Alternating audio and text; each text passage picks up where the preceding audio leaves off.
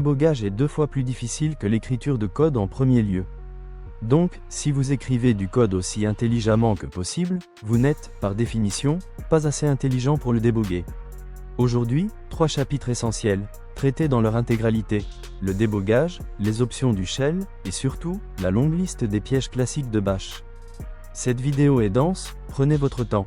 C'est parti. Commençons par le débogage. Un script bogué présente généralement l'un de ces 3 symptômes. Premièrement, il quitte brutalement avec une erreur de syntaxe. Deuxièmement, il se lance correctement, mais ne fonctionne pas comme prévu, ce qu'on appelle une erreur logique. Et troisièmement, il fonctionne exactement comme prévu, mais produit des effets secondaires indésirables, ce qu'on appelle parfois une bombe logique. Un exemple classique d'erreur de syntaxe: oublier un espace après un crochet ouvrant dans un test conditionnel, ce qui pousse Bash à essayer d'exécuter littéralement crochet 37 comme une commande, provoquant une erreur command not found. Point important à retenir: le message d'erreur de Bash ne fait pas nécessairement référence à la ligne où l'erreur se trouve réellement, mais à la ligne où l'interpréteur s'en aperçoit. Un mot-clé done manquant dans une boucle, par exemple, génère souvent une erreur tout à la fin du script, bien après l'endroit où l'oubli a réellement eu lieu. Un piège logique classique, celui-ci vraiment redoutable: tenter de supprimer tous les fichiers contenant des espaces dans leur nom, en récupérant d'abord leur nom avec ls et grep, puis en les passant à rm entre guillemets. Cela ne fonctionne absolument pas, parce que les guillemets forcent rm à considérer l'ensemble comme un seul argument unique, plutôt que plusieurs noms de fichiers distincts. Les bonnes méthodes: utiliser directement des motifs comme étoile espace étoile pour cibler ces fichiers. Voyons maintenant les outils de débogage, un par un. Premier outil, une fonction écho conditionnelle, qui n'affiche un message que lorsque le mode débogage est explicitement activé, via une variable dédiée. Deuxième outil, T, pour surveiller un flux de données à un point critique du script, sans jamais perturber le traitement en cours. Troisième outil particulièrement puissant, les options "-n", "-v" et "-x". sh-n suivi du nom d'un script vérifie uniquement la syntaxe, sans jamais réellement exécuter la moindre commande. sh-v affiche chaque commande avant de l'exécuter. Ces 2 options fonctionnent d'ailleurs très bien ensemble. Et sh-x affiche le résultat de chaque commande, sous une forme abrégée et développée, extrêmement utile pour suivre précisément ce qui se passe réellement dans un script complexe. Quatrième outil, set-u, ou set-onunse, qui force le script à s'arrêter immédiatement, avec un message d'erreur explicite, dès qu'une variable non définie est utilisée quelque part. Cinquième outil, emprunté directement au langage C, une fonction assert, qui teste une condition à un point critique du script, et arrête immédiatement l'exécution avec un message d'erreur précis, incluant le nom du fichier et le numéro de ligne, si cette condition s'avère fausse. Et sixième outil, sans doute le plus puissant de tous, trap, qui récupère les signaux envoyés à votre script. Un exemple redoutablement utile: associer un trap au signal exit, pour afficher automatiquement l'état complet de vos variables au moment précis où le script se termine, quelle que soit la raison de cette terminaison. Un exemple professionnel très parlant: effectuer un nettoyage propre après une interruption avec CTRL-C, en supprimant automatiquement un fichier temporaire, grâce à un trap associé aux signaux terme et int. Le guide ABS présente même un script complet utilisant les signaux SIGUSR1 pour créer une véritable barre de progression animée, qui s'exécute en tâche de fond et se termine proprement une fois le traitement principal achevé. Et voici une utilisation vraiment fascinante de trap: l'associer au signal spécial debug. Cela permet d'exécuter une action précise après chaque commande individuelle du script, ce qui est redoutablement efficace pour tracer l'évolution d'une variable tout au long de l'exécution, bien plus rapide que de disséminer manuellement des instructions écho à travers tout un script complexe. Il est aussi possible de désactiver temporairement un signal comme CTRL-C, avec 2 guillemets vides après trap, puis de le réactiver simplement en réappelant trap avec le numéro du signal seul. Et depuis la version 3 de Bash, plusieurs variables internes dédiées au débogage sont disponibles. Bash-argc, Bash-argv, Bash-commande qui contient la commande actuellement en cours d'exécution, Bash-51 neno, Bash-rematch pour les expressions rationnelles, et Bash-source. Passons maintenant aux options du shell. Il existe 3 façons différentes d'activer une option dans un script. La forme longue, set-o suivi du nom complet de l'option. La forme abrégée, set suivi directement d'un tiret et d'une seule lettre. Ou directement dans le shebang, en ajoutant l'option juste après le chemin de l'interpréteur. Et pour désactiver une option précédemment activée, on utilise simplement le symbole plus à la place du tiret. Voici les options les plus essentielles à connaître. -E, pour rexit, Annule immédiatement le script à la toute première erreur rencontrée, sauf dans certains contextes précis, comme les boucles while, until, les tests if, ou les constructions de listes. -u, pour nonce, génère une erreur sur toute variable non définie. -x, pour xtrace, trace chaque commande de façon développée. -v, pour verbose, affiche chaque commande avant son exécution. -n, pour noexec, vérifie uniquement la syntaxe sans exécuter quoi que ce soit. -c, pour noclobber, empêche l'écrasement accidentel d'un fichier existant par une redirection. -f, pour noglob, désactive complètement l'expansion des noms de fichiers.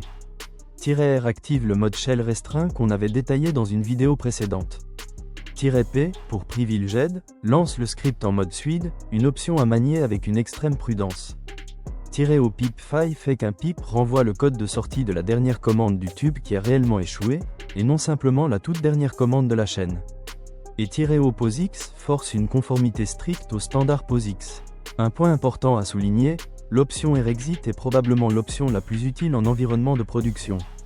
Elle transforme un script potentiellement bogué en silence, en un script qui s'arrête net à la première véritable erreur rencontrée, plutôt que de continuer aveuglément son exécution sur des données déjà corrompues.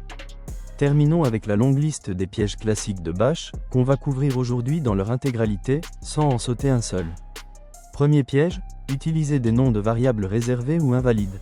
Le mot « case » est un mot-clé réservé du langage, une variable ne peut jamais commencer par un chiffre, le tiret n'est pas autorisé dans un nom de variable, et depuis la version 3 de Bash, le point n'est plus autorisé non plus, que ce soit dans un nom de variable ou de fonction. Deuxième piège, utiliser le même nom pour une variable et pour une fonction. C'est techniquement légal en Bash, mais rend le script extrêmement confus et difficile à relire. Troisième piège, des espaces mal placés. Écrire var un espace égale espace 23 pousse Bash à essayer d'exécuter littéralement la commande var1 avec deux arguments distincts, plutôt que d'assigner une valeur. Et un espace manquant avant le crochet fermant d'un test provoque également une erreur de syntaxe.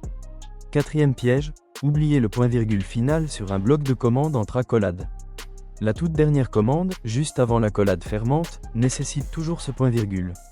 Cinquième piège, supposer qu'une variable non initialisée vaut automatiquement 0. En réalité, elle contient une chaîne complètement vide, et non la valeur numérique 0. Il faut l'initialiser explicitement si vous avez besoin de cette valeur par défaut. Sixième piège, mélanger l'opérateur égal, pour une comparaison littérale de chaîne, avec -eq, pour une comparaison d'entiers. Une valeur comme 273.0 n'est techniquement pas un entier, et une comparaison littérale avec 273 échouera silencieusement, sans forcément générer d'erreur explicite. Septième piège, particulièrement sournois, mal utiliser les opérateurs de comparaison de chaîne sur des nombres. Par exemple, comparer 105 et 5 avec l'opérateur inférieur échappé donne un résultat totalement contre-intuitif, puisque cette comparaison se fait caractère par caractère, selon l'ordre ASCII, et non de façon numérique. Résultat, 105 apparaît comme inférieur à 5, ce qui est numériquement faux, mais vrai selon l'ordre alphabétique des caractères. Huitième piège, tenter d'utiliser let pour assigner du texte à une variable. Let ne comprend que des expressions arithmétiques, et échouera silencieusement en assignant 0, sans jamais lever d'erreur explicite. Neuvième piège, oublier les guillemets autour d'une variable à l'intérieur d'un test entre crochets, un piège déjà évoqué dans plusieurs de nos vidéos précédentes, mais toujours d'actualité. Dixième piège, les droits d'exécution d'une commande dépendent directement du propriétaire du script qui l'appelle. Si ce propriétaire n'a pas les droits d'exécution nécessaires sur la ligne de commande classique, le script échouera exactement de la même façon. Onzième piège, croire que le simple tiret est un opérateur de redirection valide. Ce n'est absolument pas le cas, et tenter de rediriger une erreur vers un pip avec cette syntaxe échouera systématiquement. Douzième piège, utiliser des fonctionnalités spécifiques à Bash version 2 ou supérieure, sur d'anciens systèmes qui n'embarquent qu'une version 1.xx de Bash. La solution, vérifier explicitement la version de Bash en tout début de script, et informer clairement l'utilisateur si la version installée est trop ancienne. 13e piège, utiliser /bin/sh au lieu de /bin/bash. Sur certains systèmes Unix non Linux, sh n'est absolument pas un alias de Bash, ce qui désactive silencieusement toutes les fonctionnalités spécifiques à Bash. 14e piège, l'indentation incorrecte de la chaîne de fin d'un document intégré, un piège déjà détaillé en profondeur dans notre vidéo dédiée aux Eredoc. 15e piège, particulièrement traître, placez plus d'une instruction echo dans une fonction dont la sortie sera ensuite capturée par substitution de commande. Si votre fonction affiche un message de statut, puis le résultat final, ces deux échos se concatènent purement et simplement dans le résultat final capturé, produisant une sortie complètement corrompue. La règle absolue, une fonction dont la sortie sera capturée ne doit contenir qu'un seul et unique écho, celui du résultat final. 16e piège, un script ne peut jamais exporter ses variables vers son processus parent, le shell qu'il a lancé, ou l'environnement global. Exactement comme en biologie, un processus fils peut hériter de son parent, mais l'inverse n'est absolument jamais vrai. 17e piège, qu'on a déjà largement détaillé dans plusieurs vidéos précédentes. Toute variable modifiée à l'intérieur d'un sous-shell entre parenthèses reste totalement invisible à l'extérieur de ce sous-shell. 18e piège, une variante particulièrement fréquente du précédent, envoyer la sortie de echo vers read à travers un pip. Dans ce scénario précis, read s'exécute comme s'il était lui-même dans un sous-shell, et les variables qu'il tente d'assigner restent invisibles à l'extérieur. La solution alternative, utiliser la commande set avec 2 tirets, pour réaffecter directement les paramètres positionnels à partir d'une substitution de commande. 19e piège, n'importe quelle boucle alimentée par un pip subit exactement ce même problème de sous-shell. Une variable initialisée à faux avant la boucle, est censée passer à vrai à l'intérieur de celle-ci, reste obstinément à faux une fois la boucle terminée, si cette boucle est alimentée par un pip. La solution, éviter complètement le pip, et utiliser à la place une substitution de commande directement dans la structure for. 20e piège, envoyer la sortie de tail avec l'option -f vers grep, à travers un pip redirigé vers un fichier. Absolument rien ne s'écrit dans ce fichier de sortie, parce que grep met en mémoire tampon sa sortie par blocs entiers, plutôt que ligne par ligne. La solution, ajouter explicitement l'option ligne bufferisée à grep. 21e piège, utiliser des scripts shell pour de la programmation CGI côté serveur web. Les variables de script shell ne sont pas considérées comme sûres dans ce contexte, ce qui entraîne parfois des comportements réellement indésirables, et il reste notoirement difficile de véritablement sécuriser un script shell exposé publiquement sur le web. 22e piège, Bash ne gère pas toujours correctement la chaîne composée de 2 slash consécutifs, un détail technique assez rarement documenté, mais bien réel. 23e piège, un script contenant des fins de ligne au format Do ne pourra tout simplement pas s'exécuter parce que le shebang avec son retour chariot supplémentaire, n'est tout simplement pas reconnu par le système. La correction, convertir explicitement le fichier au format de fin de ligne Unix standard. Et 24e et dernier piège, la portabilité entre système Linux ou BSD, et un véritable système Unix commercial ou même macOS. Les commandes GNU, comme tr par exemple, embarquent souvent bien plus de fonctionnalités que leurs équivalents Unix stricts, ce qui signifie qu'un script parfaitement fonctionnel sous Linux peut tout à fait échouer sur un autre système. Alors, pour résumer tout ce qu'on vient de couvrir aujourd'hui, l'intégralité de 3 chapitres particulièrement denses. Pour le débogage, retenez trap, set-x, et une fonction assert personnalisée, vos meilleurs alliés au quotidien. Pour les options du shell, -e, -u et -x transforment un script fragile en un script véritablement robuste.